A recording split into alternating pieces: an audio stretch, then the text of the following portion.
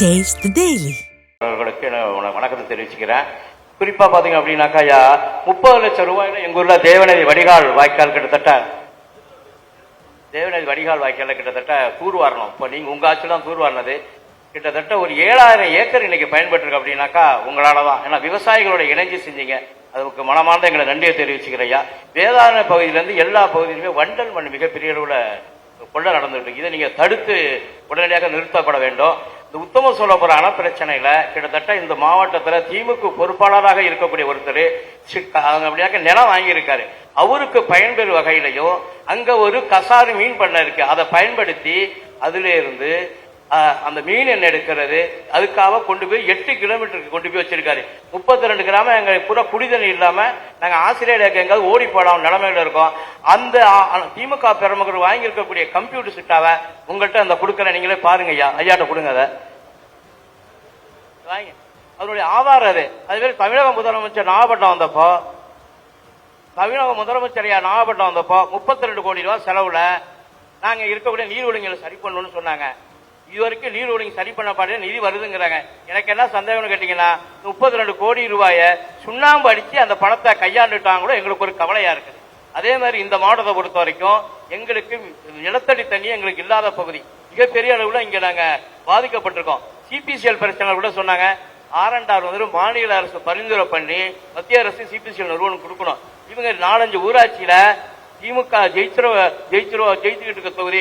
அதனால என்ன பண்ண கேட்டீங்கன்னாக்கா எங்களுக்கு கொடுக்க அளவுக்கு பண்ணிட்டு அது கொடுக்க செய்யணும். அதே மாதிரி வேதாரண்ய பகுதியில 12000 ஏக்கருக்கு மேல நீங்க இருக்கிறப்ப பட்டா கொடுக்கறது முயற்சி பண்ணீங்க. கோயில் நிலம் சொல்லக்கூடிய இனாம் நிலம் அந்த பட்டா நிலம் இது வரைக்கும் பாத்தீங்கன்னா கொடுக்காம இருக்கு. நீங்க ஆட்சிக்கு வந்த பிறகு அது தேர்தல் அறிக்கையா கொடுக்கணும். 12000 ஏக்கரு இருக்கக்கூடியவங்களுக்கு நீங்க பட்டா நிலமா கொடுக்கணும். அதே மாதிரி எங்க மாவட்டமே ஒரு குறிப்பிட்ட பேருக்கு அடிமையா தான் இருக்கு. இதோட வச்சிருக்கோம் பாருங்க டப்பா. இது ஒண்ணும் கிடையாது. ஒரு மூட்டை நெல் வாங்குறோம் 50 கிலோ வாங்கலாம் 1450 ரூபாய்க்கு இந்த இதோட விலை. இதுக்கு பாத்தீங்கன்னாக்கா நெல்லுக்கு ஒரு மூட்டைக்கு 50 கிலோ 1400 கொடுக்குறோம். இது MRK பினாமி, அதாவது அவரோட பினாமி கம்பெனி 320 ரூபாய்க்கு இதை எங்களை வாங்க வைக்கிறாரு. விவசாயிகளை கேட்காத இடுபொருளை நான் வாங்கி வீட்டுல மூட்டையா கிடக்குது. அதே மாதிரி பாத்தீங்கன்னா பாட்டம் பாக்ஸ் உரம் இருக்கு பாருங்க. MRK பினாமியில விழுப்புரத்துல ஒரு 5 கம்பெனி இருக்கு. அதுல என்ன பண்ணாங்க 20க்கு 20 என்பது DAPயும் யூரியாவும் கலக்கணும்.